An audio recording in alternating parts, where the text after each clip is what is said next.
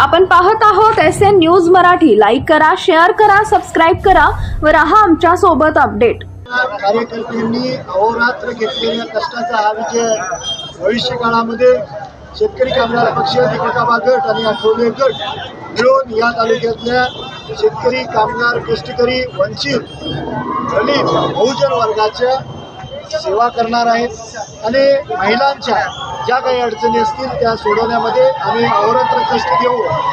स्वर्गीय आबासाहेबांनी घालून दिलेला एक मंत्र आहे, विजयाने हुरळून जायचं नाही आणि पराभवाने खचून जायचं नाही। निश्चितपणे आनंद उत्सव साजरा करत असताना आपल्याकडून कुणाला त्रास होणार नाही याची सर्वांनी काळजी घ्यावी। हा विजय साजरा करत असताना एका डोळ्यामध्ये आनंद अश्रू आहेत आणि दुसऱ्या डोळ्यामध्ये आमचे सहकारी दीपकाबांच्या चिरंजीवाचा थोडक्यात पराभव झालेला आहे। भविष्य काळात शिकाप आणि आठवले गट त्यांची भरपाई केल्याशिवाय राहणार नाही हा आपल्या माध्यमातून शब्द असेल।